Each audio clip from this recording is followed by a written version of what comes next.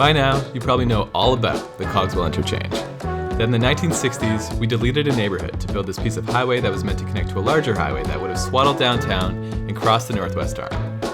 Thank God that part of it didn't happen.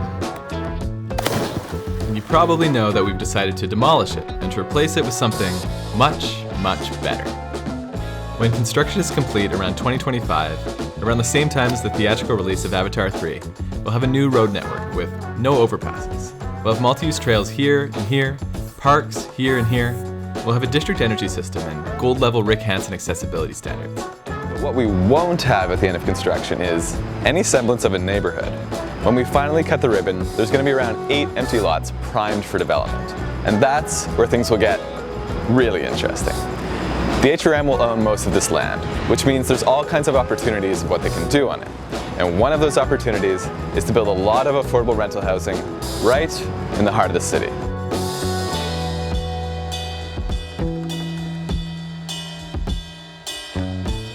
Let's just do a sound check. Okay, sound check, Cogswell.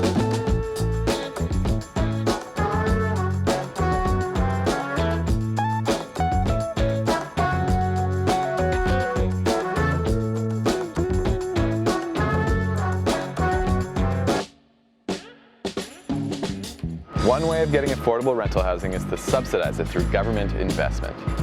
And this can happen in a bunch of different ways.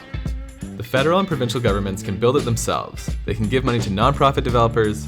They can even buy old housing and make it affordable. And some say this might actually be the best way of doing it. Because even though there are ways for municipal governments to include affordable housing in new development, like density bonusing and inclusionary zoning, typically, the high cost of materials, labor, and land make it prohibitive to include affordable housing. A subsidy of some kind needs to enter the picture. So, if new development in downtown areas where land is expensive is generally ineffective at delivering affordable housing, what hope does Cogswell have? Well, luckily, there's something unique about it. HRM plans to offset the massive construction bill by selling undeveloped lots in the newly created Cogswell district. Currently, the plan is to recover 90% of project costs through that sale of land. However, that amount isn't set in stone. If we sell the land below market rate, we could adjust that cost recovery to something like 50%, or heck, even zero. This would reduce the developer's cost to build and make it possible to integrate affordable housing. Cogswell is a unique situation, but the question of how to leverage municipally owned land isn't. The HRM owns land all over and they're selling it pretty often. Let's look at 2 examples that show different approaches to selling land. Think it's good? So what are you guys shooting? We're shooting a video about the Cogswell redevelopment that's happening over there. Very cool. This is the old Bloomfield site in the North End. It has a really rich history that we don't have time to get into here, but you should really check it out when you get a chance. It closed as a school in 1988, then became the Bloomfield Center, which provided housing and community space until its closure in 2014. Today, it's empty, graffitied, and surrounded by rusty chain-link fences. And while we were filming this, we ended up meeting a really pleasant guy, and a former pupil. You used to go to the school? Yeah, I went here 73, I believe it was. Yeah. 74, something like that. And you used to play street hockey somewhere over here? We used to play hockey all around the city. In 2021, the HRM sold Bloomfield to a private developer, but in the sale agreement required that future development must include 20% of public open space, 10% of residential units to be affordable, and 20,000 square feet of below market rate community and cultural space. There's going to be affordable housing in here, is there? Well, about 10% of the building, 10%. the future development, yeah. So, I don't know, do you think it should be more than that? Or I think it should be more. Yeah? Isn't there enough condos in the city? People got to live somewhere? Oh, I realize that, but a lot of condos now, they rent them now and they're not cheap. No. No, condos aren't cheap, and neither was Bloomfield. The HRM sold it for $22 million. 22 mil may seem like a lot, because it is, but it's actually less than the HRM could have gotten. They left money on the table, but they added social benefits to whatever the future development here is going to be. Now, let's take a look at an example that took a different approach. This is 6067 Quinpool, also known as the former home of St. Pat's High School. St. Pat's was torn down in 2015, and the lot has been a top-notch goat trail ever since. In 2020, the HRM sold it to a private developer for $37.6 million.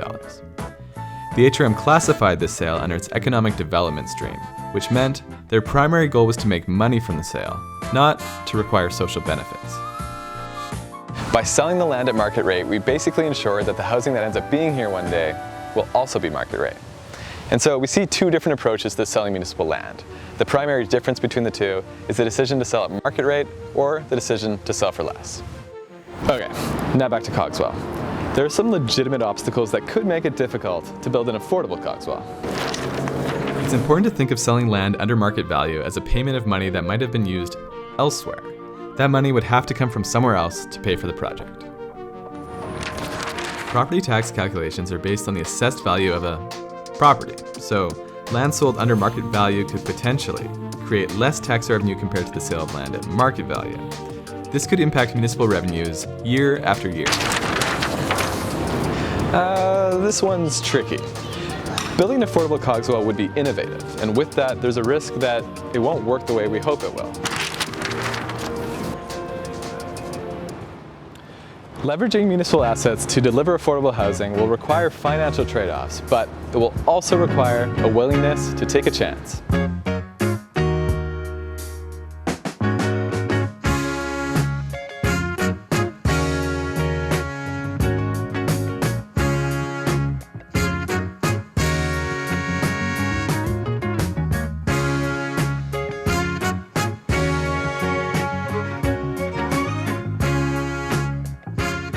So we see that it's not really a question of if we can build affordable housing at Cogswell, or even if we will. I think there's a good chance that we build some. I think the real question is how much? Should it be 10% like at Bloomfield, or should it be more than that? How many would that be? 10%? That's a good question. I'm not sure. I like to ask those important questions. Yeah. 10% of how many are there going to be in total? Yeah, that's a good question. 10% of that, right? But the question is, what's affordable is different for each person, right? Each person. So like, what does affordability mean? If it's 10%? Affordability is based on your income, Yeah, isn't it? I would say so. I would say I mean, so. if you're not going to move into a condo, you're making minimum wage, are you?